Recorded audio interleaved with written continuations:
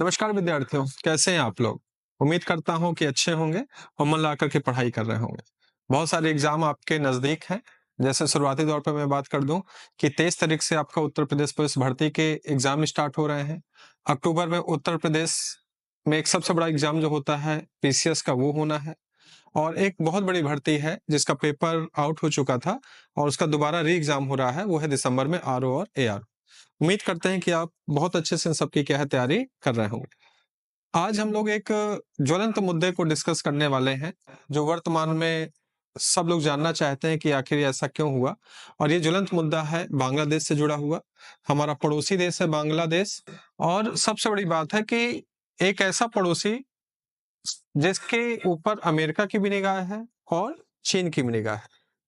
ये दोनों ही देश कहीं न कहीं बांग्लादेश को अस्थिर करके भारत के ऊपर एक अप्रत्यक्ष दबाव बनाना चाहते हैं। तो समझते हैं इस पूरे मुद्दे को, बांग्लादेश की शुरुआत कैसे हुई, कैसे क्या हुआ, कैसे घटना हुई, इसको हम पूरी तरह से समझने की कोशिश करते हैं।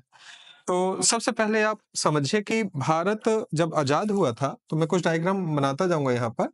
तो भारत जब आज़ाद हुआ था, तो भारत का जैसे मैप आप सब जानते होंगे, तो उसको हम लोग अगर ड्रॉ करें,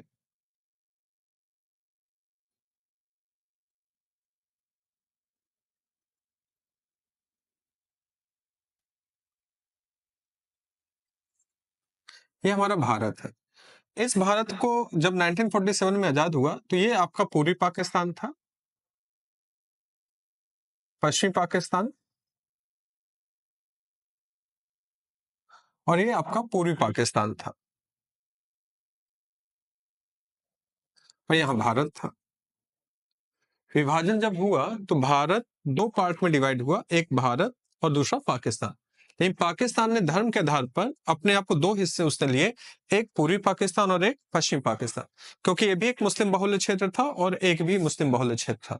तो धर्म के आधार पर बँटवारा हुआ था, तो धर्म के आधार पर बँटवारा हुआ, तो यहाँ पर अधिकांश जो जनसंख्या है वो मुसलमानों की है।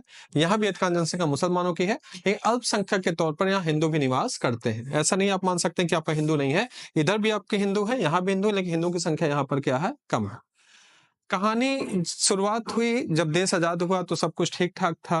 पूर्वी पाकिस्तान, पश्चिमी पाकिस्तान मिलकर के रह रहे थे। लेकिन समय के साथ आप जानते हैं कि किसी घर में भी हो चाहे देश हो, समय के साथ उसमें कुछ न कुछ कलह क्या हो जाती है, उत्पन्न होने लगती है। तो यहाँ पर हुआ इसी तरह कि यहाँ का जब चुनाव होता था, इस पाकिस्तान का जब चुनाव होता था, तो ये देखा गया कि अधिकतर जितने भी प्रधानमंत्री थे, वो सब पश्चिम पाकिस्तान से बनते थे। तो निश्चित है कोई भी होगा तो एक नाराज़गी का विषय तो है कि भाई अधिकांश देखा जाए तो यहीं के ही प्रधानमंत्री क्यों बनते हैं? हमारे क्षेत्र के प्रधानमंत्री क्यों नहीं बनते हैं? तो जो देश पहले धर्म के नाम पर अलग हुआ था, वो अब इस बात पे लड़ाई करने लगा कि नहीं अब हमारे क्षेत्र के व्यक्ति को मुखिया बनना चाहिए। सोचिए धर्म से बात आ गई गद्दी को लेकर के। तो इसका अर्थ होता है कि धर्म सिर्फ़ एक आवरण होता है, एक चादर होती है, मेन तो सब स्वार्थ होता है। हम पहले धर्म की चादर उड़ाते हैं और उसके अंदर अपने स्वार्थ सिद्ध करने की क्या करते हैं, कोशिश करते हैं। है तो ये भी ना अधिकतर मुस्लिम बहुल इलाका है, ये भी मुस्लिम बहुल इलाका है, मिलकर रह सकते थे। लेकिन हुआ क्या? हुआ यही कि अब विषय बन रहा था राजनीति कि हम पाकिस्तान को कौन-सा क्षेत्र के राजनेता सँभालेंगे। तो अधिकतर यहाँ के लोग सँभालते थे, लेकिन यहाँ के लोगों ने कहीं न कहीं अपोज़ करना क्या कर दिया, स्टार्ट किया। अपोज़ में आप एक नाम सुने होंगे, अभी आपने जो घटनाक्रम देखा, जो नए छात्र निकल कर के आए, जिन्होंने पूरा का पूरा आंदोलन लीड किया और छात्रों ने सबसे पहले कई प्रतिमाओं को तोड़ना क्या किया, स्टार्ट किया। उसमें मुजिबर रहमान जी की एक प्रतिमा है, जो संस्थापक माने जाते हैं बांग्लादेश के, तो उसकी मैं कहानी आपको थोड़ा-सा बताता हूँ, कैसे क्या हुआ। तो बढ़िया सब कुछ रह रहा था, भारत में भी सब कुछ ठीक-ठाक चल रहा था। इसी बीच कुछ घटनाक्रम क्या होते हैं, चेंज होते हैं। घटनाक्रम इस प्रकार से चेंज होते हैं कि इस पाकिस्तान में क्या होते हैं, चुनाव होते हैं, ये है पूर्वी पाकिस्तान, ये है पश्चिमी पाकिस्तान। इस बार जो पलड़ा था, वो पूर्वी पाकिस्तान का क्या है, भारी होता है और यहाँ के जो लोग हैं, यहाँ के राजनेता हैं, वो प्रधानमंत्री बनने के क्या है, करीब। लेकिन ये पश्चिमी पाकिस्तान को मंजूर नहीं था। तो यहाँ पर एक प्रश्न उठता है कि सर यहाँ की कुछ कहानी तो बताइए तब तो इतिहास समझ में आएगा। तो कहानी यहाँ पर इस प्रकार से है कि जो पूर्वी पाकिस्तान है, अगर देखा जाए तो यहाँ पर 3 पार्टियाँ आपको दिखाई देंगी। तो जो पहली पार्टी है, 3 राजनीतिक पार्टियाँ हैं। एक है अवामी लीग, दूसरी है विपक्षी नेशनलिस्ट पार्टी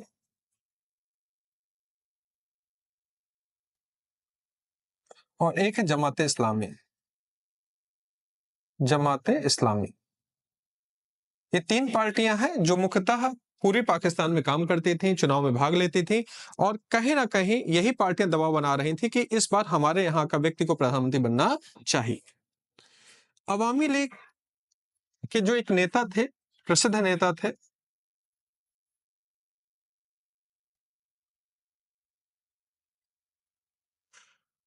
मुजीबुर रहमान, ये चाहते थे कि हम इस चुनाव में जीते हैं, तो हमारी तरफ से प्रधानमंत्री हमारे क्षेत्र का होना चाहिए। एक सुगबुगाहट की शुरुआत होती है और शुरुआत एक कलह के रूप में होती है और वो कलह भारत भी समझ रहा था। इस समय प्रधानमंत्री थी भारत की इंदिरा गांधी। इंदिरा गांधी को भी एक चीज समझ में आ रही थी कि जो पाकिस्तान धर्म के नाम पर अलग हुआ था, आज ये अपने राजनीतिक स्वार्थ की वजह से आपस में ही लड़ना चाहते हैं। ये बात कहीं ना कहीं हमारी प्रधानमंत्री इंदिरा गांधी को भी पता था। ठीक है, जानकारियां थी, सब कुछ था, चुनाव हुआ, कहीं ना कहीं आंतरिक कलह समझ में आ रही थी। इस आंतरिक कलह में मुजीबुर रहमान जो थे वो कहीं ना कहीं मुख्य भूमिका निभा रहे थे।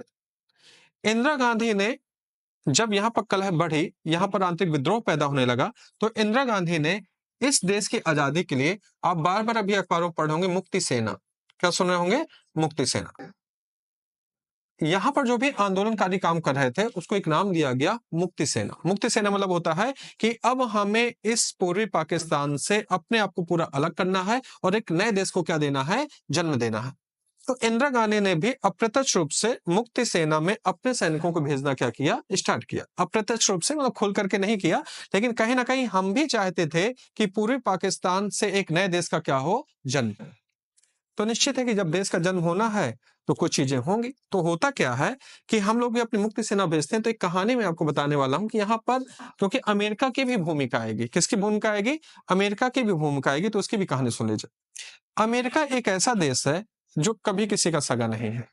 जहां पर उसको लाभ मिलता है वो उसी साइड हो जाता है और जब तक स्वार्थ सिद्ध हो रहा है तब तक उसके साथ जुड़ा रहेगा और जैसे ही स्वार्थ खत्म होता है उसको किनारे करना स्टार्ट कर देता है। ये अमेरिका की सबसे खास बात है। उस समय जब ये पूरी कहानी चल रही थी, पूरा घटनाक्रम चल रहा था, तो उस समय यहाँ पर ये पता होना चाहिए कि इधर पर आपका अरब सागर है और यहाँ है बंगाल की खाड़ी। और अमेरिका शुरू से चाहता, और नीचे हिंद महासागर है। कौन सा महासागर है, हिंद महासागर है।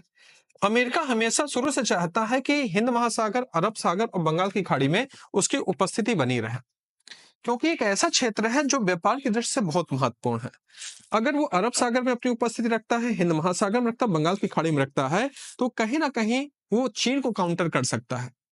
और अमेरिका की एक शुरुआत से कोशिश रहती है कि एशिया के दो शक्तिशाली देश, एक भारत और एक चीन, इनको अगर वो किसी प्रकार से कंट्रोल कर ले तो वो एशिया में राज कर सकता है। तो वो कहानी क्या हो रही थी कि 1971 में जब 1971 की घटना है, 1971 में लिख रहा हूं, 1971, इस घटना में एक कहानी का जन्म हो रहा है। उस समय जब इंदिरा गांधी ने मुक्ति सेना भेजी बांग्लादेश को बनाने के लिए, यानी पूर्वी पाकिस्तान से बांग्लादेश को बनाने के लिए, तो अमेरिका ने हमको धमकी दी, क्योंकि उस समय अमेरिका पाकिस्तान का साथ दे रहा था। तो हमको एक धमकी दी उसने कि अगर भारत ने इस युद्ध में अगर साथ दिया, इस मुक्ति सेना में अपनी सेना भेजी, तो हम कहीं ना कहीं भारत के खिलाफ युद्ध करेंगे। तो हमने एक मित्रता संधि करके रखी थी रूस के साथ। तो रूस ने भी एक धमकी दी कि अगर अमेरिका इस युद्ध में आता है किसी प्रकार से, तो उस युद्ध में कहीं ना कहीं हम भी शामिल हो जाएंगे और हम भारत का साथ देंगे।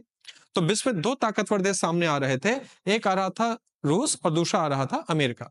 विश्व कभी नहीं चाहता था कि तीसरा विश्व युद्ध हो। इस विश्व युद्ध से बचने के लिए दोनों ने अपने अपने कदम क्या कर लिए, पीछे खींच लिए, और यह युद्ध हुआ दो के बीच में, एक भारत और दूसरा पाकिस्तान। लेकिन उसी समय पूरी पाकिस्तान आजाद होता है और इसका नाम पड़ता है बांग्लादेश। यानी कि 1971 में अगर हम बात करें तो वहां से पूरी पाकिस्तान बदल जाता है और ये पूरी पाकिस्तान बदल करके नाम हो जाता है इसका बांग्लादेश। तो अगर कहा जाए इस बांग्लादेश की स्वतंत्रता में हमारा बहुत बड़ा हाथ है। अब जो बांग्लादेश जब बना तो उसमें तीन पार्टियां थी। तीन पार्टियां आज भी काम कर रही हैं। आपने अखबारों में खूब पढ़ा होगा, न्यूज़पेपर में सुना होगा, सोशल मीडिया में सुना होगा। यही तीन पार्टियां हैं। एक है अवामी लीग, दूसरी है विपक्षी नेशनलिस्ट पार्टी और तीसरी जमात इस्लामी। भारत के अगर परिप्रेक्ष्य से देखा जाए तो भारत के सपोर्ट में इनमें से कौन सी पार्टी रहती है, वो अधिकतर अवामी लीग रहती है।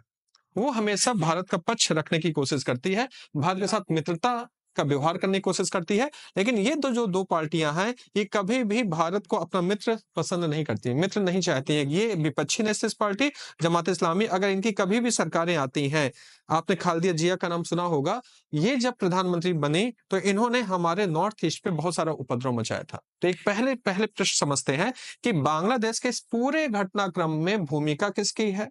भारत पर क्या प्रभाव पड़ेगा? इसको हम पूरी तरह से समझते हैं, पूरी तरह से देखते हैं। तो पहले तो हमको पता होना चाहिए कि बांग्लादेश की पार्टियाँ हैं क्या? तो याद कर लीजिए 3 पार्टियाँ हैं यहाँ पर मुख्यतः। एक है अवामी लीग, जिसके संस्थापक और कहा जाए कि मुजिबुर रहमान बांग्लादेश के संस्थापकों में शामिल है। मुजिबुर रहमान ने ही बांग्लादेश की स्थापना की है। ये वह शख्स है जो मुक्ति सेना को लेकर के बढ़े और पूरी पाकिस्तान से बन गया वर्तमान का बांग्लादेश। इसमें से फिर 2 पार्टियां और हैं, एक है विपक्षी नेशनलिस्ट पार्टी और एक है जमात-ए-इस्लामी, जो कहीं न कहीं लगातार सरकारें जब बदलती हैं तो कभी ये सत्ता में आते हैं, कभी ये सत्ता में आते हैं। अभी आपने सुना होगा कि विपक्षी नेशनल पार्टी की जो मुखिया हैं, खालेदा जिया, उनको क्या कर दिया गया है, नजरबंद से बाहर कर दिया गया। तो इस प्रकार से अगर देखा जाए तो बांग्लादेश की कहानी चालू होती है कहीं न कहीं मुजिबुर रहमान की वजह से, और मुजिबुर रहमान इसके संस्थापक हैं। अब हो क्या रहा है? वर्तमान की जो कहानी दौड़ रही है वो क्या है? कहानी यहीं से है। अगर ये मैं आपको नहीं बताता तो आपको समझ में नहीं आता। मैंने आपको बताया कि एक मुक्ति सेना नाम है। क्या नाम है इसका? मुक्ति सेना। बार-बार एक नाम आ रहा है मुक्ति सेना। अब हुआ क्या कि मुक्ति सेना के माध्यम से मुजिबुर रहमान जी ने बांग्लादेश को जन्म दिया। अब इसको समझते हैं सही ढंग से, अगर इतना समझ में आ गया तो अब यहाँ से आपको कहानी समझ में आएगी। यानी कि बांग्लादेश के जो संस्थापक हैं वो हैं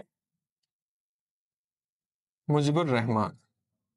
तो जो मुजिबुर रहमान है ये संस्थापक हैं, इनकी पार्टी का नाम है अवामी लीग।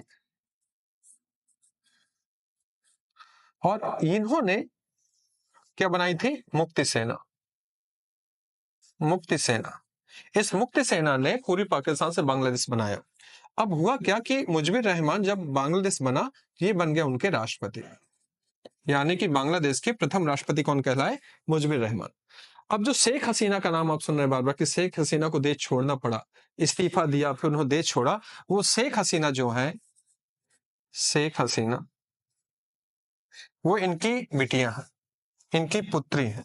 तो जो शेख हसीना है, उनके पिता है मुजिबुर रहमान, जो प्रथम राष्ट्रपति है किसके? बांग्लादेश के, और इन्होंने ही मुक्ति सेना का क्या किया था? निर्माण। अब कहानी यहां से शुरू होती है कि जो शेख हसीना है, उन्होंने इस वर्ष मुक्ति सेना पे जो लोग जुड़े हुए थे, उनको आरक्षण दे दिया। कहानी यहीं से चालू होती है कि आरक्षण दे दिया। तो हम लोग बात कर रहे थे पूरी कि जो मुक्ति सेना है, ये मुक्ति सेना जो है, इन्होंने बांग्लादेश को आजाद कराया। तो जब इस बार शेख हसीना ने आरक्षण दिया तो आरक्षण लगभग काफी ज्यादा था, लगभग 45% के आसपास आरक्षण था। उनका आरक्षण था जिन्होंने मुक्ति सेना में कभी भाग लिया था। जैसे हमारे देश में स्वतंत्रता सेनानियों को आरक्षण होता है, वैसे सेम आरक्षण मुक्ति सेना के लोगों को मिला। लेकिन इतना बड़ा आरक्षण लोग पसंद नहीं कर रहे थे कि नहीं, ये इतना सारा आरक्षण मुक्ति सेना के लोगों को कैसे दिया जा सकता है। तो अब होता क्या है कि क्या कहानी चल रही है उसकी मैं कहानी बताता हूँ। कहानी हो क्या रही है, बड़ी मजेदार कहानी है इसमें। मैंने अभी-अभी आपको बताया कि इसमें एक पार्टी है जमात-ए-इस्लामी। जमात-ए-इस्लामी।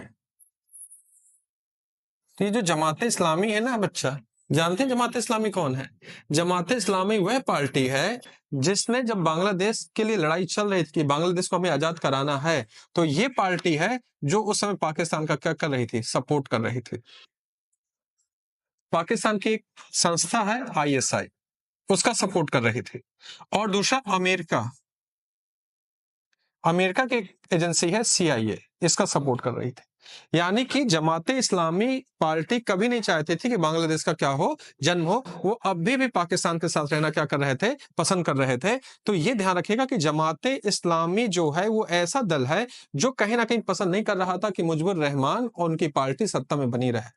और वो कभी नहीं चाह रहे थे कि बांग्लादेश अलग हो, क्योंकि वो अभी भी पाकिस्तानी संस्था आईएसआई और अमेरिका की संस्था सीआई को लगातार संपर्क में रहते हैं, उनके हित के लिए क्या करते हैं? कार्य करते हैं। कहानी यहां से चालू हो रही थी। अब कहेंगे इसमें खेल क्या हो रहा है सर, वो समझाइए। तो मैं आपको खेल बताता हूँ, खेल हुआ क्या है। आप अगर देखें, फिर से मैं भारत का मैप बनाता हूं।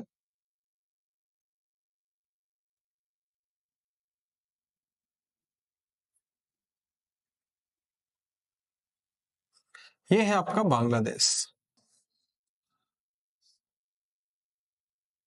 नीचे है बंगाल की खाड़ी। इस बंगाल की खाड़ी में अपनी उपस्थिति चाहता है अमेरिका। अमेरिका चाहता है कि मुझको बंगाल की खाड़ी के आसपास का एरिया मिल जाए। अमेरिका खतरनाक देश है। शुरू से बताता हूं कि अमेरिका हमेशा जहां भी उसको हित लगता है कि मेरा हित छिपा हुआ है, तो अपने हित के लिए कुछ भी करने के लिए तैयार रहता है और एक कूटनीतिक चाल चलता है। अमेरिका की एक संस्था है यूएसटी। यूएसटी जैसे एग्जाम्पल के तौर पे बताएं, जैसे भारत में जब अंग्रेज आए तो अंग्रेजों ने जो भी पड़ोसी देशों से लड़ाई की उसमें डायरेक्ट वो कभी नहीं लड़ते थे। वो क्या करते थे, जैसे उनको तिब्बत पे कब्जा करना है, उनको नेपाल पे कब्जा करना है, उनको म्यांमार पे कब्जा करना है, तो हमेशा पहले अपने लोगों को वहां भेजते थे और कहते थे कि आप जाइए और उनसे कहिए कि हमें सिर्फ व्यापार करना है और व्यापार के लिए हमको जगह दे दे। ऐसे भारत में भी आए थे। लेकिन धीरे धीरे धीरे क्या करते हैं कि वहां की आंतरिक कलह को समझते हैं और आंतरिक कलह का लाभ उठा करके वहीं पर ही लड़ाई झगड़ा स्टार्ट करा देते हैं और धीरे धीरे अपना कब्जा वहां पर चालू कर देते हैं। ये जैसे अंग्रेज करते थे, सेम वही काम अमेरिका करता है। अमेरिका की एक संस्था बनाई हुई है यूएसटी और इसका आप बजट देखेंगे हैरान रह जाएंगे। इसका जो बजट है 6301 अरब, 6301 करोड़ अमेरिकी डॉलर, इतना इसका बजट है अमेरिकी डॉलर। सोचिए ये यूएसटी जो संस्था है इनकी, इसके पास लगभग 150 करोड़ का अमेरिकी डॉलर का बजट है। ठीक करते क्या है, इसका नाम क्या है? इसका नाम है कि किसी भी देश में अगर विकास करना है, नाम ही है यूएस, यूनाइटेड स्टेट की कंपनी है यूएस। अगर कहीं पर भी करना है तो डेवलपमेंट, मतलब किसी भी इंटरनेशनल में अगर अंतर्राष्ट्रीय संबंध में हमको विकास करना है तो अमेरिका तुरंत उस संस्था को वहां भेज देता है, भेजेगा और कहेगा कि हाँ हम आपका एयरपोर्ट विकसित करेंगे, हम आपके यहाँ अस्पताल बनाएंगे, हम आपके यहाँ कोई अन्य चीजों को डेवलप करेंगे, आप हमको जगह दे दीजिए, हम आपको कोई रुपया लगाने की आवश्यकता नहीं है। ये काम करता है। और करता क्या है, एक काम और करता है कि जब ये अपनी संस्था को वहां भेजता है तो इस संस्था का प्रमुख कार्य होता है कि वहां पर कौन सा ऐसा दल है जो वर्तमान दल को हटा करके अपनी सत्ता स्थापित करना चाहता है। तो इसको यहाँ पर दो चीजें समझ में आई कि जो अमेरिका है, अमेरिका के पास दो चीजें समझ में आई। अमेरिका ने यह देखा कि यहां पर एक पार्टी है जमाते इस्लामी और इन्होंने ब्रैक नामक एक यूनिवर्सिटी को भी टारगेट किया और इस यूनिवर्सिटी को करीब 2-3 महीने पहले लगभग 30 करोड़ का इन्होंने फंड दिया। 30 करोड़ का फंड, अमेरिकी डॉलर 30 करोड़ दिए गए। तो अब इस संस्था ने बांग्लादेश में दो संस्थाएं ढूंढी, एक का नाम है जमाते इस्लामी और एक यूनिवर्सिटी को ढूंढा। और यूनिवर्सिटी के लड़कों को कहीं ना कहीं उनका ब्रेन वॉश करना क्या हो जाता है, कई बार आसान हो जाता है। खासतौर पर वह लड़के जो वर्तमान सरकार से नाराज हो, और लड़के इस बात से नाराज थे कि कैसे मुक्ति सेना के लोगों को अधिक से अधिक आरक्षण दिया जा रहा है। ये कहीं ना कहीं नाराजगी का कारण था। इस नाराजगी का फायदा अमेरिका उठा रहा था और अमेरिका की जो संस्था यूएसटी जो डेवलपमेंट के नाम पर किसी भी देश में प्रवेश कर जाती है और वहां की आंतरिक कलह को कहीं ना कहीं भांपती है और उस आंतरिक कलह को बढ़ाने की क्या करती है, कोशिश करती है। तो सेम काम ये कर रहा है। आप कहेंगे ये कैसे हुआ? इसका अंदाजा होने लगता है। जो प्रधानमंत्री रही है बांग्लादेश की शेख हसीना, उन्होंने 5 मई को एक लाइन बोली थी, एक स्टेटमेंट दिया था उन्होंने 5 मई को। उन्होंने कहा था कि अमेरिका जो देश है वो हमसे सेंट मार्टिन द्वीप चाहता है, एक द्वीप है सेंट मार्टिन द्वीप है, वो चाहता है, उसका विकास चाहता है, लेकिन मैं अमेरिका को ये करने नहीं दूंगी। यानी कि साफ साफ शेख हसीना बता रही थी कि बांग्लादेश के आंतरिक मामले में अमेरिका हस्तक्षेप करना चाहता है विकास के नाम पर। तो लेकिन क्या है कि शेख हसीना को मंसूबे पता है अमेरिका के, वो समझ गए कि नहीं अमेरिका के भाई झांसे में नहीं आना है, झांसे में आएंगे तो दिक्कतें हो जाएंगी। लेकिन अमेरिका जानता है कि अगर अगर सीधी उंगली से अगर घी नहीं निकलता तो उंगली को क्या करना चाहिए, टेढ़ी कर देना चाहिए। तो उसने उंगली टेढ़ी की और उसने दो लोगों को अपने साथ मिलाया। एक नाम है जमाते इस्लामी जो शुरुआत से अमेरिका की एजेंसी और पाकिस्तान की एजेंसी को सपोर्ट करता है, और एक यूनिवर्सिटी के लोगों को अपने साथ मिलाया। ये यूनिवर्सिटी के लड़के, सोचिए कि होता है किसी भी देश में जो बच्चे होते हैं उनका ब्रेन वॉश करना कई बार बहुत आसान हो जाता है। तो इस यूनिवर्सिटी के लड़कों को आरक्षण के नाम पर अपने साथ क्या कर लिया, मिला लिया। अब मिलाया तो धीरे धीरे आंदोलन इतना तगड़ा हो गया कि शेख हसीना को अल्टीमेटम देना पड़ा। शेख हसीना को एक अल्टीमेटम मिला था फौज के अधिकारी के माध्यम से। तो शीर्ष अधिकारी ने कहा कि अगर आप 45 मिनट के अंदर देश नहीं छोड़ते हैं तो दिक्कतें हो सकती हैं। तो आप पहले इस्तीफा दे दीजिए और आराम से देश छोड़ करके यहाँ से चले जाइए। तो सोचिए कितना बड़ा काम किया अमेरिका ने। तो कोई अगर पूछे कि बांग्लादेश के पीछे जो इतना बड़ा आंतरिक कलह हुआ, सैन्य तख्तापलट हुआ, उसकी मुख्य भूमिका किसकी है? तो ये माना जाता है अमेरिका की है। अब अमेरिका की क्यों भूमिका है, उसके पीछे जो वजह है उसको भी समझिए। अमेरिका चाहता है कि बंगाल की खाड़ी पर उसकी उपस्थिति क्या हो जाए? बन जाए। बंगाल की खाड़ी में अगर उसकी उपस्थिति बनती है, तो यहाँ पर जो दक्षिण पूर्वी एशिया देश हैं, Laos, Cambodia, Vietnam, Taiwan, Malaysia, Singapore, इसको वो आसानी से क्या कर सकता है? कंट्रोल कर सकता है। दूसरा, यहाँ चाइना है। क्या है? चाइना। वर्तमान में अमेरिका का जो सबसे बड़ा प्रतिद्वंदी है वो है चीन। तो ये चाह रहा है कि बंगाल की खाड़ी में अगर उसकी उपस्थिति हो जाएगी तो दक्षिण पूर्व एशिया को कंट्रोल कर सकता है। जैसे इसको कंट्रोल करेगा तो चीन की ताकत क्या हो जाएगी? कम हो जाएगी। मतलब अमेरिका चीन को काउंटर करने के लिए कहीं ना कहीं बंगाल की खाड़ी की उपस्थिति में रहना चाहता है और उसने बांग्लादेश में इतना बड़ा बवाल क्या किया? पैदा किया। दूसरा, कहेंगे सर भारत का भी तो सपोर्ट करता है अमेरिका, लेकिन मैंने आपको क्या बताया, अमेरिका किसी का सगा नहीं है। वो कभी नहीं चाहता है कि इस भारत को इतना ताकतवर बन जाए कि हम उसकी बाहें भी न मरोड़ पाए। बाहें समझते हैं ना? यानी कि अगर भारत ताकतवर हो जाएगा तो शायद भारत भी हमारी कल बात नहीं मानेगा। तो क्यों ना ऐसा किया जाए कि हम यहाँ पर अस्थिरता का दौर पैदा कर दें। जब अस्थिर इलाका होगा तो उस पर कब्जा करना क्या हो जाता है? आसान हो जाता है। तो बाद में अस्थिरता का दौर हुआ, सैन्य तख्ता पलट कराया। सैन्य तख्ता पलट के माध्यम से शेख हसीना को देश छोड़ करके भागना पड़ा और जैसे शेख हसीना ने देश छोड़ा, वहां पर एक अंतरिम सरकार का क्या कर दिया गया? गठन कर दिया गया। और आपको याद होना चाहिए कि अब्दुल यूनुस इनको उस अंतरिम सरकार का कहा जाए मुख्य सलाहकार बनाया गया। मुख्य सलाहकार कहिए या बिल्कुल समकक्ष प्रधानमंत्री कहिए तो कोई बड़ा बात नहीं है। तो अब्दुल यूनुस वो व्यक्ति हैं जो शेख हसीना को पसंद नहीं करते हैं। शेख हसीना को पसंद नहीं करते। इसका अर्थ निकल करके आया कि बांग्लादेश में जो अमेरिका चाहता था वही घटनाक्रम हुआ कि बांग्लादेश में उसने अपने मन की एक सेना बैठा दी, एक सैन्य तख्ता पलट कर दिया। उस सैन्य तख्ता पलट में जामात इस्लामी भी आएगा, उस तख्ता पलट में आपकी बीएनपी भी आएगी, विपक्ष नेशनलिस्ट पार्टी भी आएगी और अब्दुल यूनुस जो शेख हसीना को बिल्कुल पसंद नहीं करते हैं वो भी इसमें शामिल हो जाएंगे। कहीं ना कहीं बंगाल की खाड़ी के जो दरवाजे हैं वो किसके लिए खुल जाएंगे? अमेरिका के लिए खुल जाएंगे। तो इस प्रकार से अमेरिका ने कह सकते हैं कि एक तीर से दो शिकार करने की कोशिश की। पहला, चीन की उपस्थिति को कम किया।